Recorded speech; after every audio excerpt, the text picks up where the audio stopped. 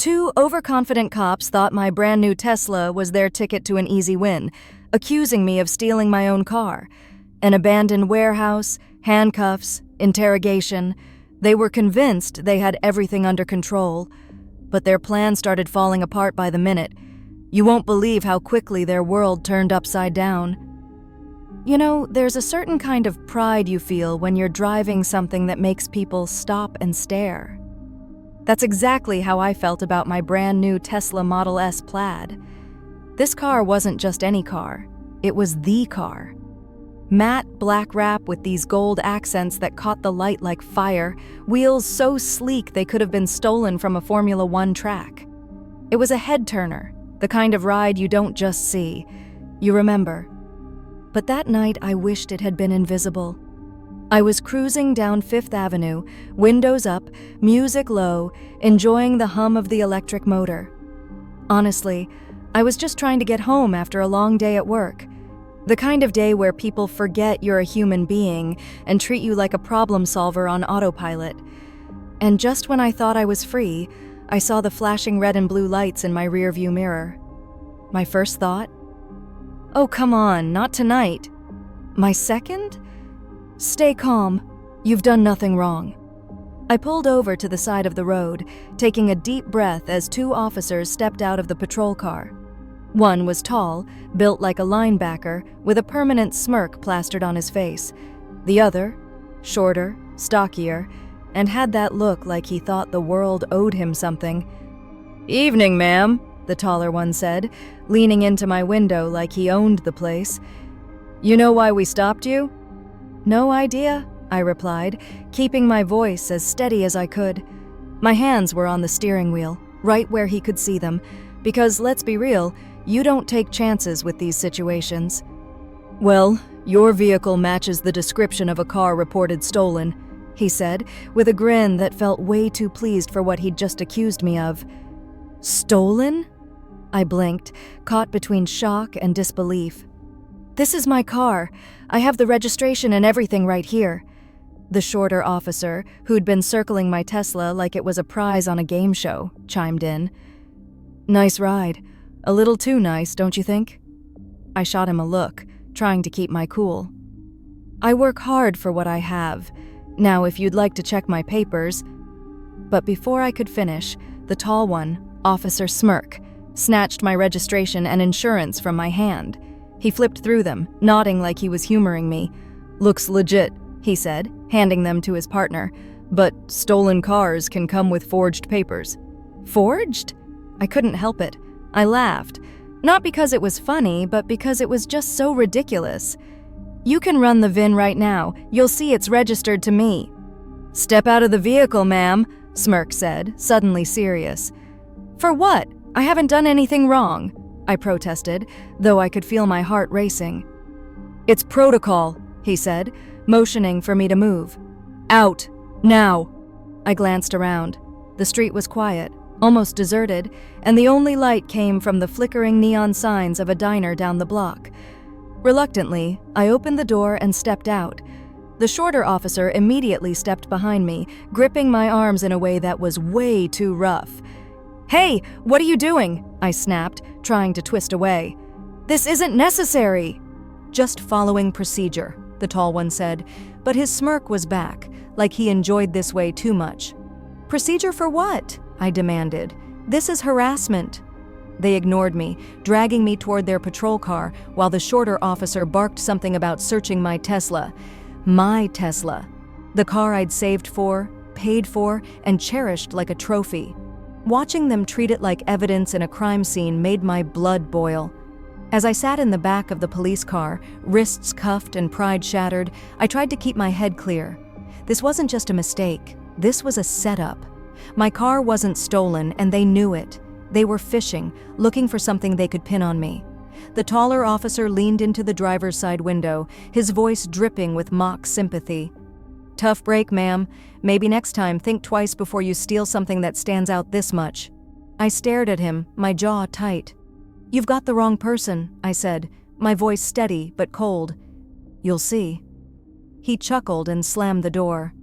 As the patrol car pulled away, My Tesla sat there on the curb, its sleek silhouette gleaming under the streetlights. It looked like a dream car, but at that moment, it felt more like a curse. So there I was, sitting in the back of a police car, my wrists cuffed, my patience gone, and my pride? Let's just say it was crushed under the weight of the situation.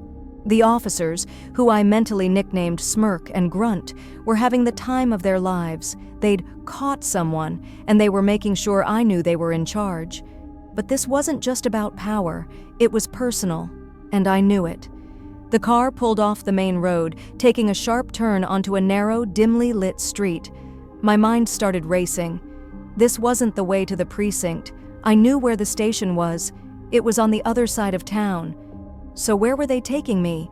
My gut twisted, but I kept my face calm. No way I was giving these two the satisfaction of seeing me sweat.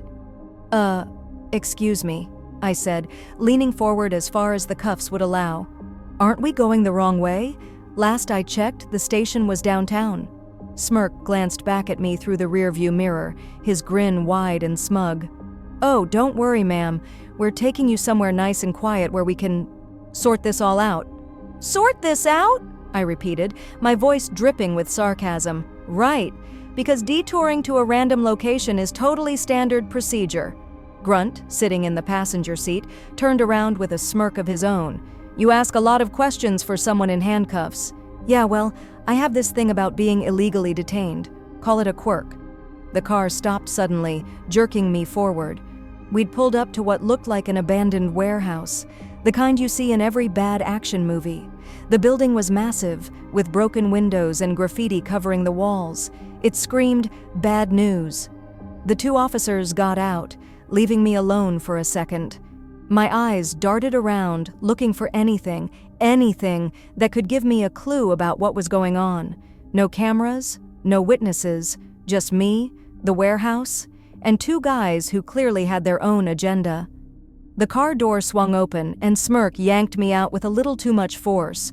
I stumbled but caught myself, shooting him a glare. Easy there, officer. I didn't know rough handling was part of the job description. Grunt laughed, a low, mean sound that made my skin crawl. You've got a lot of attitude for someone in your position. Yeah, well, I've got a lot of questions too, I shot back. Like, what exactly are we doing here? Because last I checked, this isn't a police station. Smirk's grin widened. It's an alternative station. Let's call it off the record. They dragged me into the warehouse, which was even worse on the inside. The air was stale, filled with the smell of rust and mildew. Broken furniture and discarded junk littered the floor. The only light came from a single flickering bulb hanging overhead, casting long, eerie shadows. Have a seat, Grunt said, shoving me into a rickety metal chair.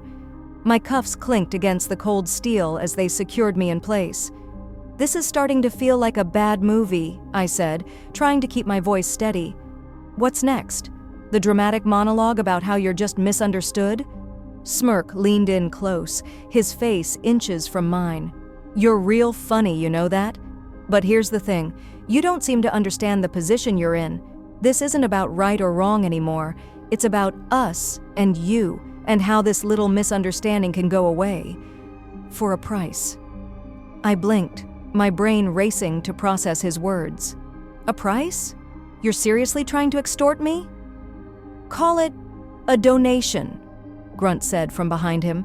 Someone like you, successful, flashy, you can afford it.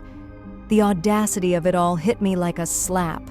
These two weren't just corrupt, they were confident in it, like they'd done this before and gotten away with it. But they didn't know me, and they didn't know what I was capable of. I leaned back in the chair, meeting Smirk's gaze head on. You really think this is going to work? That I'm just going to hand over money and walk away? Smirk's grin faltered just for a second, but he recovered quickly. It's worked before.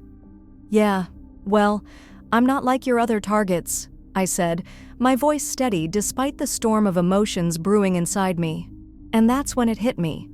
My phone. Hidden in the lining of my jacket was a tiny, almost undetectable satellite phone, something I carried for emergencies. And if this wasn't an emergency, I didn't know what was. While the two officers argued about something I couldn't quite hear, I carefully shifted in my seat, maneuvering my hands as discreetly as possible.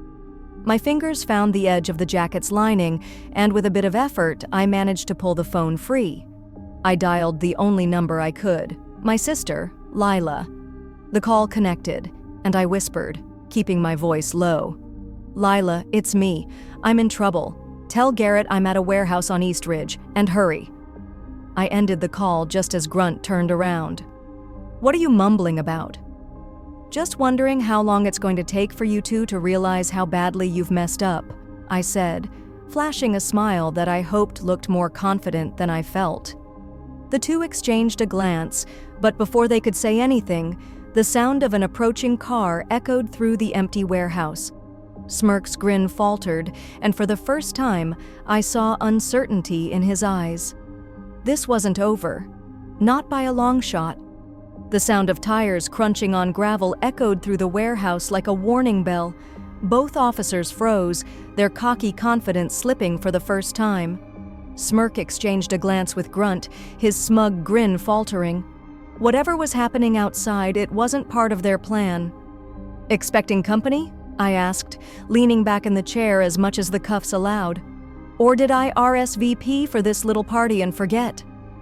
Grunt spun toward me, his face twisted with annoyance. "Shut it. You don't know what's going on." "Right," I said, dragging the word out for effect, "because the two of you are clearly running such a tight professional operation." Smirk motioned for Grunt to check it out.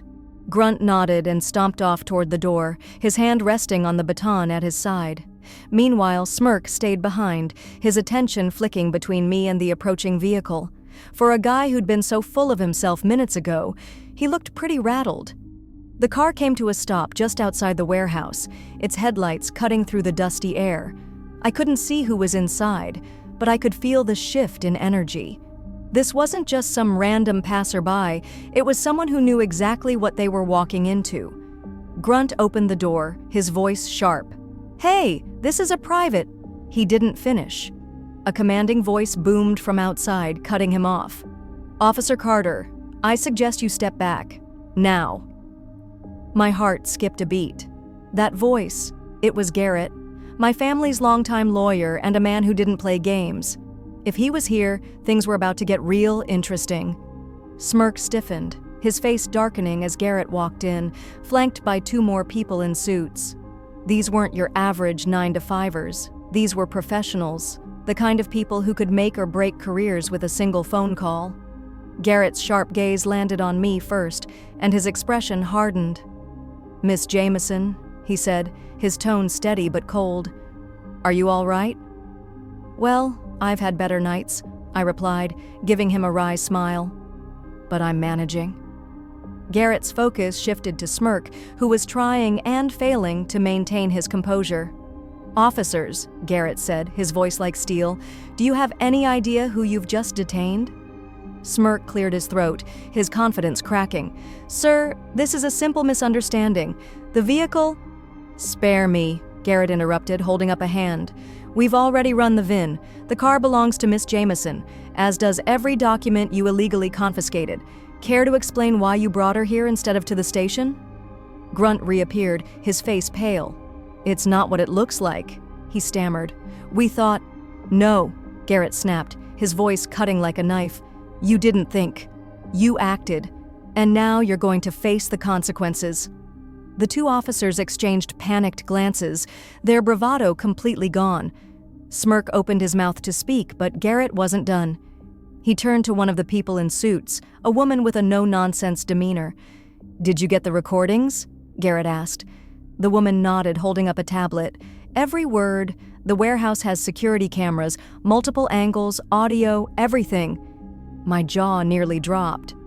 Cameras? In this dump? Suddenly the odds didn't just shift in my favor, they flipped entirely. "Cameras?" Smirk blurted, his voice cracking. "There's no way." "Oh, but there is," Garrett said, his tone almost mocking. "And we have it all.